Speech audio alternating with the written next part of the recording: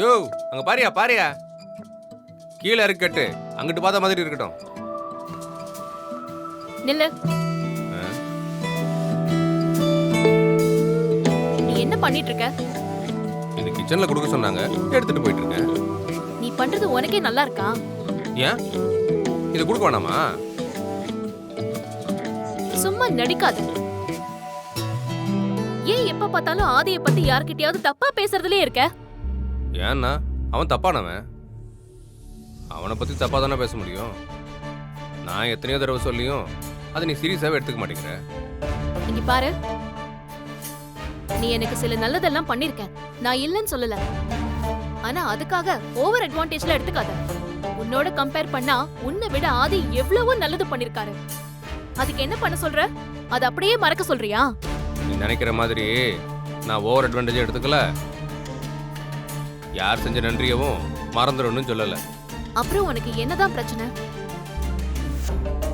நீ ஏதோ ஒரு நோக்கத்தோட தான் இதெல்லாம் பண்ணிட்டு இருக்க.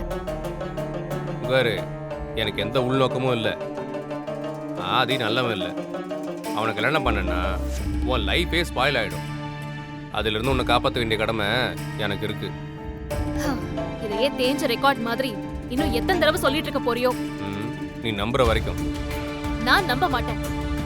நீ சொல்ற பொய்ய யார் நம்பினாலும் நான் நம்ப மாட்டேன். இல்ல மீனாட்சி, இங்க பாரு, ஆதி என்ன கல்யாணம் பண்ணிக்க போறவரு. இன்னும் அவர் என் கழுத்துல தாலி கட்டலனாலும் எனக்கு அவர் மேல ஒரு ரெஸ்பெக்ட் இருக்கு.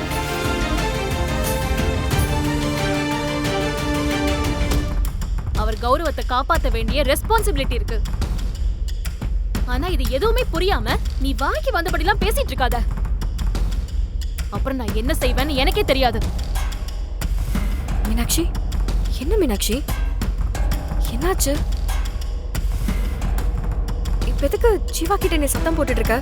இவன் தேவையில்லாத வேலையெல்லாம் பார்த்துட்டு இருக்கான். என்னாச்சு ஜீவா? நான் எதுவும் பண்ணல மதினி.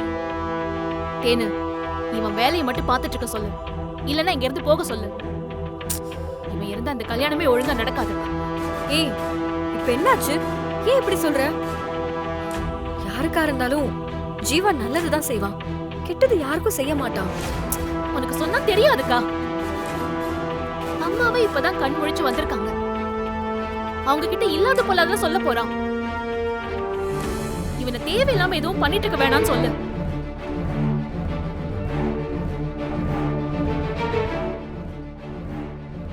சரி, பிரச்சனையை விடு.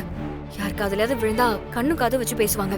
நீ போ, ஜீவா கிட்ட நான் பேசிக்கிறேன். போ மீனாட்சி.